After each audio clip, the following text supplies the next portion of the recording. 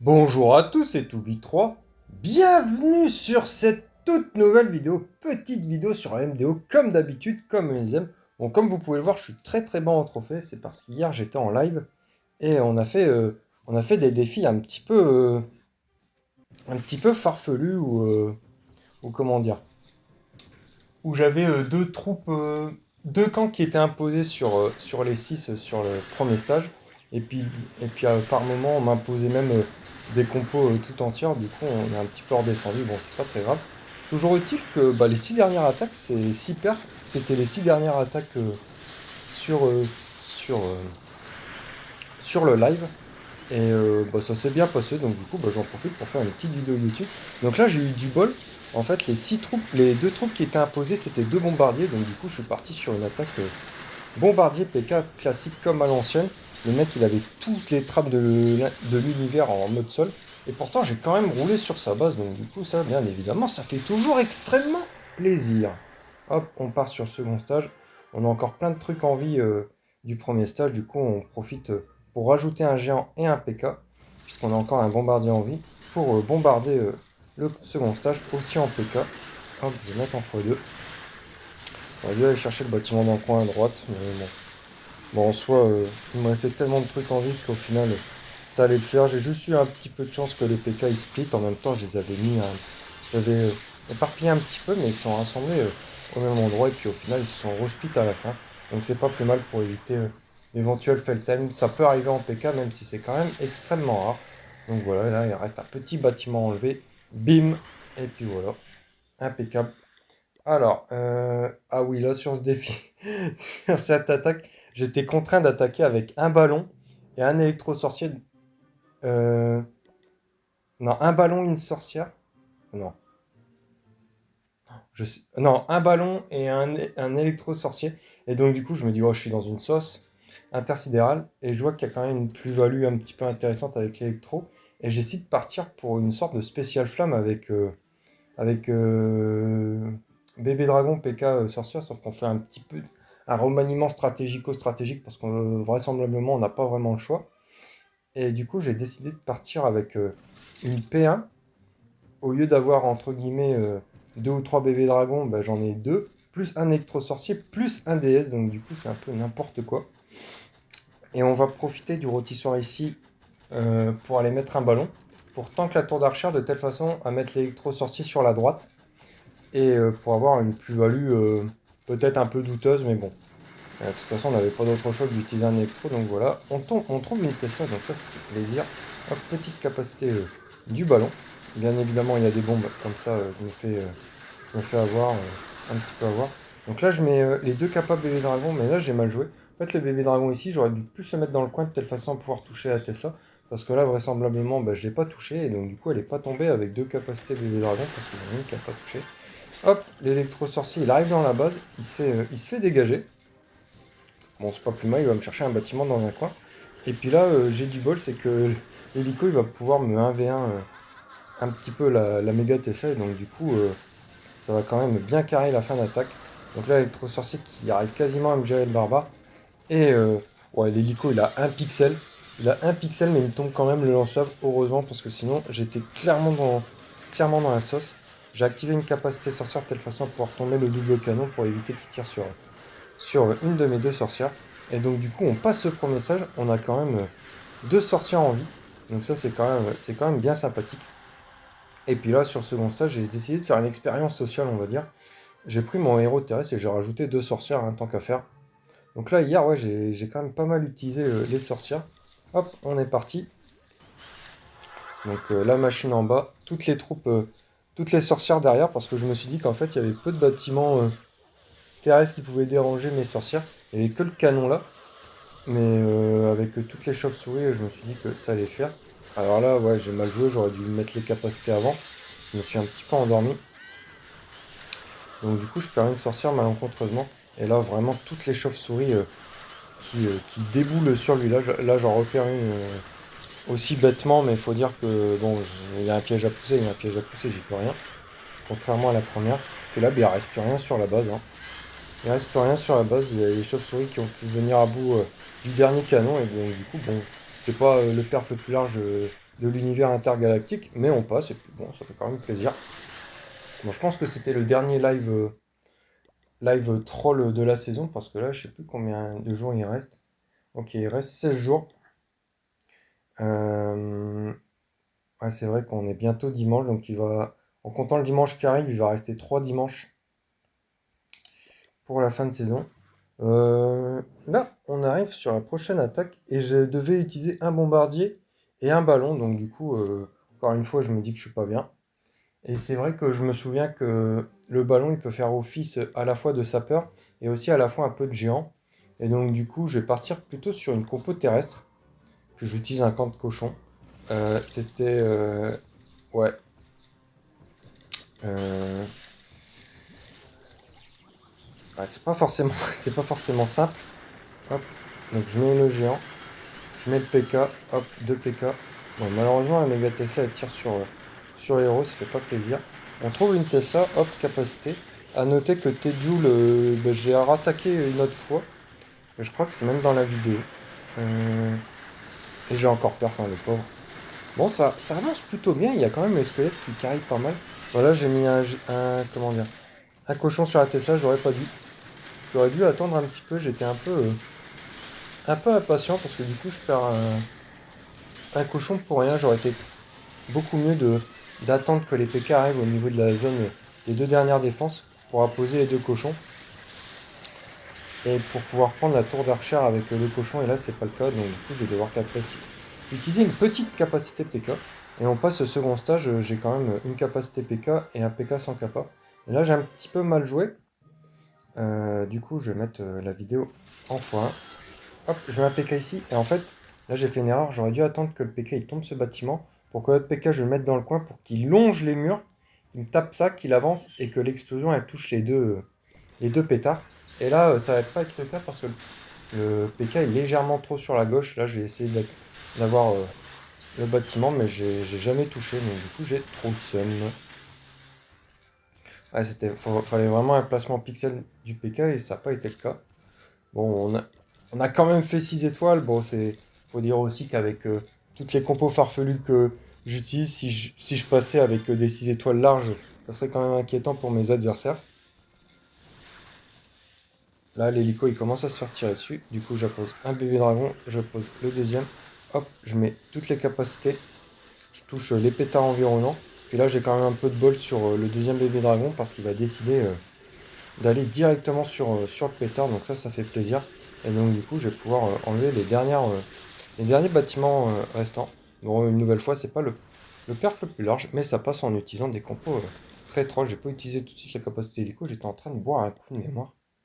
Hop, on rattaque de nouveau notre poteau de chez Tejul. Et là, j'avais une contrainte, c'est d'utiliser un camp de barbare, un camp d'archer. Du coup, je réfléchis un peu ce que je peux faire avec mon camp de barbare et mon camp d'archer. En fait, les barbares et les archers, c'est vraiment des troupes très intéressantes. Mais sauf que d'avoir les deux à la fois pour le premier stage, ça fait un peu beaucoup.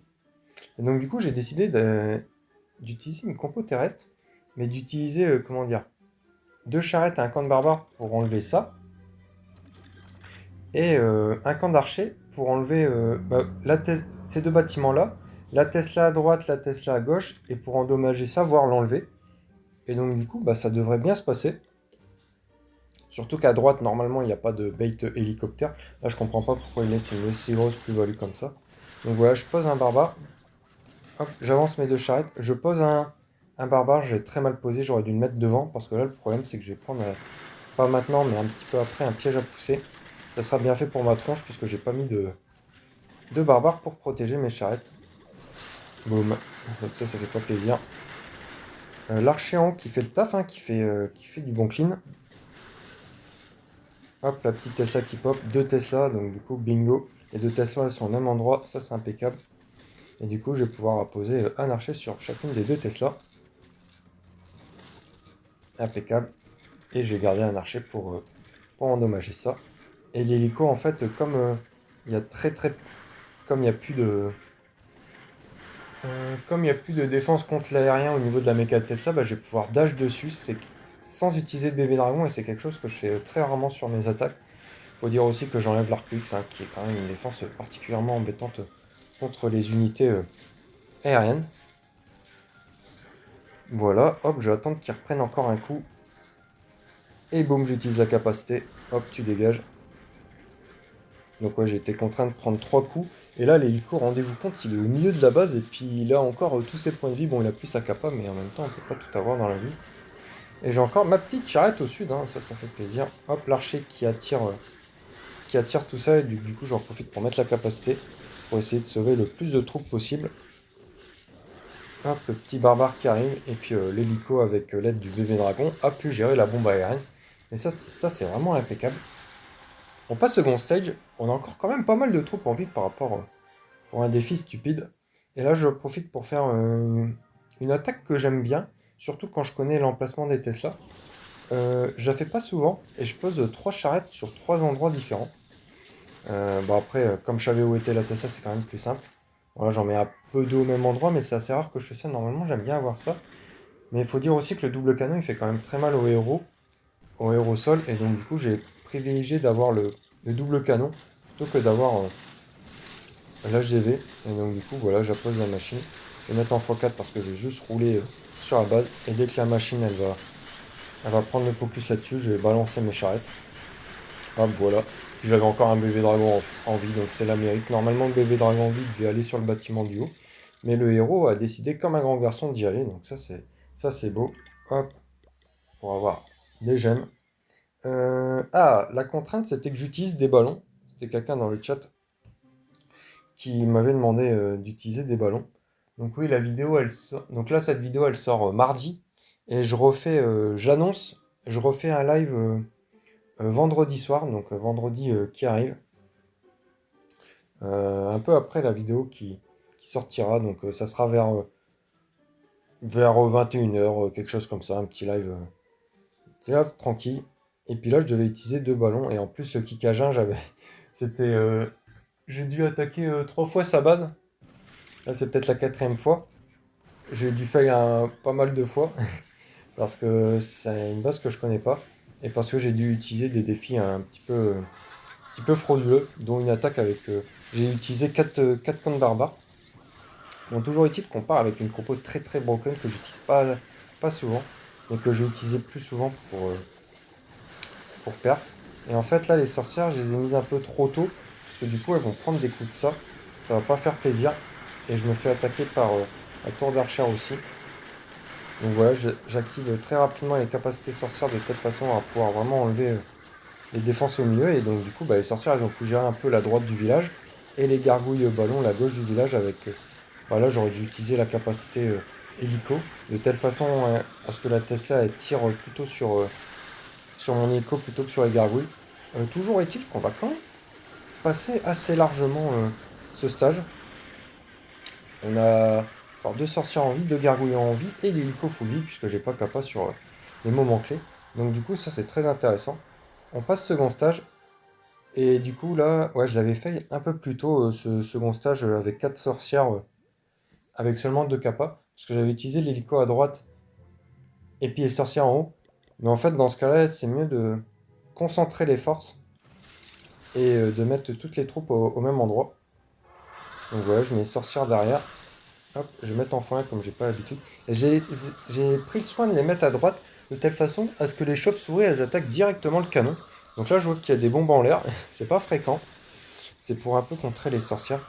Surtout si la personne en face utilise toutes les capacités. Et puis que vous avez une petite bombe qui enlève toutes les chauves-souris, ça fait. Ça c'est embêtant pour l'assaillant. Bon les sorcières se divisent, je sais pas trop quoi en penser, moi tant que l'hélico il se fait protéger par les sorcières, moi ça me convient. Donc là je savais il y avait des battes qui étaient un peu au centre de la base. J'ai vu qu'il n'y avait pas d'autres bombes aériennes. Donc du coup, j'en ai profité pour claquer toutes les capacités de telle façon à protéger mon hélico. Et on va plutôt bien passer sur ce stage. J'avais 2 gargouilles à mettre. J'en profite pour en mettre une à droite pour telle façon enlever plus facilement la Tesla. On n'a pas un milliard de troupes en vie, mais ceci dit, c'est très large étant donné que l'hélico, bah, il est full vie, il a été protégé tout au long de l'attaque. J'ai juste utilisé la capacité level 3 pour avoir les appuis. Donc vraiment une attaque très sympathique. Et puis là, c'était le dessin qui voulait ça. Sur le nombre aléatoire, je suis tombé sur 3. et 3 c'était camp... Je suis tombé 2 fois sur 3 et 3 c'était le camp de gargouilles. Donc du coup, j'étais obligé d'attaquer avec 2 camps de gargouilles et du coup, je suis reparti sur la même composition. Village extrêmement méta en face. Et ça, c'est vraiment une composition extrêmement forte pour cette base. Donc là, l'hélico qui va faire sa meilleure vie, qui va attaquer la bombe aérienne.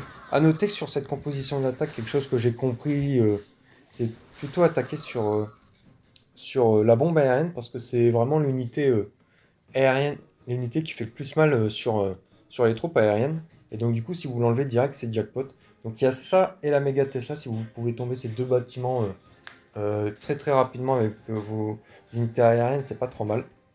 Il y a le lance-flamme qui est un peu chiant pour les sorcières. Tout ce qui concerne le terrestre, c'est chiant pour les sorcières, hein. Donc les doubles canons, ça. Donc du coup, le double canon, on va essayer de le gérer avec les capacités sorcières. J'en profite pour mettre les sorcières, voilà, pour déblayer et pour autant que comment dire, les gargouilles. J'aurais dû mettre, voilà, là je perds une gargouille comme un idiot. J'aurais dû mettre les ballons avant, puis les gargouilles derrière. Hop, on profite pour gérer la bombe aérienne très très rapidement. Donc là, il y a beaucoup de, voilà, en fait, c'est pour ça que la compo est très forte, c'est parce qu'en fait là, rendez-vous compte, j'ai déminé 2 énormes bombes juste avec des petites chauves-souris, donc du coup, ça fait très clairement embêter, ça embête très clairement le défenseur. A noter qu'en fait, ouais, les ballons, la capacité des ballons, ça génère des squelettes, et donc du coup, ça protège les sorcières contre les doubles canons, contre des trucs comme ça. Là, j'ai pris un coup de canon géant sur les sorcières, là, je n'ai pas compris pourquoi, à mon avis, ça a du focus des squelettes, donc du coup, ça se fait pas plaisir. La Tesla en fin de parcours qui embête quand même pas mal. Et on va quand même passer plutôt largement ce premier stage. Comme sur l'attaque précédente, j'ai 2 sorcières et puis deux gargouilles en vie. Et donc du coup, là j'ai décidé d'opter pour une stratégie un poil différente. Euh, en fait, l'idée du truc, c'est qu'à gauche, je pouvais générer facilement, je pouvais enlever plein de bâtiments avec l'hélico. Et sauf qu'en tout en bas, bah, c'était le meilleur emplacement pour mettre les sorcières parce qu'il y avait uniquement ça. Et après, les sorcières allaient partir à droite pour gérer comme des grandes l'avant-poste de taux. Et donc, du coup, je savais que les sorcières seraient plutôt safe et que les chauves-souris pourraient tank l'hélico, même si j'ai pas mis exactement le commando de sorcières et l'hélico au même endroit. Et oui, les sorcières, c'est important de le mettre loin de ça parce que ça fait très très mal et ça fait des dégâts groupés. Donc du coup, c'est très embêtant. Le seul truc qui pourrait m'embêter éventuellement, c'est une Tessia, mais bon, normalement ça va. Donc là, j'ai un pétard qui commence à tirer sur mon hélico. Voilà la petite sorcière à droite.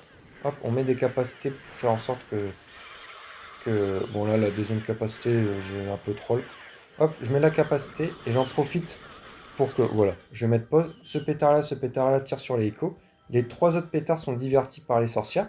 Et donc, du coup, je vais essayer de tomber ça ou faire en sorte d'aider l'hélico à tomber ça avec les 2 gargouilles que je pose sur la gauche.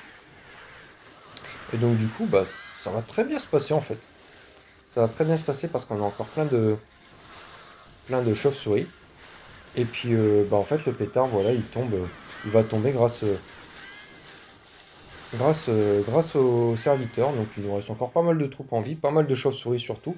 Et donc du coup, bah, ça fait très plaisir. Donc vraiment, j'attaque pas souvent en ballon. Et là, j'ai quand même 4 attaques avec des ballons, même s'il y a des attaques, c'est un peu suspicieux l'utilisation du ballon. Mais voilà, ça fait un peu plaisir aussi de jouer des compos qui changent, de se mettre un petit peu de défi sur le jeu. Ça permet aussi de trouver des nouvelles façons d'attaquer qui pourraient éventuellement être méta si jamais vous les maîtrisez. Donc ça vraiment c'est une compo qui est extrêmement forte, extrêmement toxique sur le jeu. Mais bon après le problème il y a une citation en anglais qui dit ça en fait. Le problème c'est pas les joueurs si le jeu permet ça en fait. Faut plus en vouloir au jeu qui permet d'avoir une stratégie aussi no-skill et aussi forte dans le jeu plutôt que les joueurs qui exploitent un peu le bug, quoi. C'est un peu comme si dans le monde réel vous avez un bug qui permet d'avoir pognon infini, bah faut pas blâmer ceux qui utilisent ce cheat code. Donc bah, c'est tout pour cette vidéo. Si jamais elle vous a plu, n'hésite pas à commenter, à partager, à mettre un pouce bleu et compagnie. Et quant à moi, je retrouve bien très bientôt pour une prochaine vidéo sur le jeu. D'ici là, portez-vous bien. Allez, salut!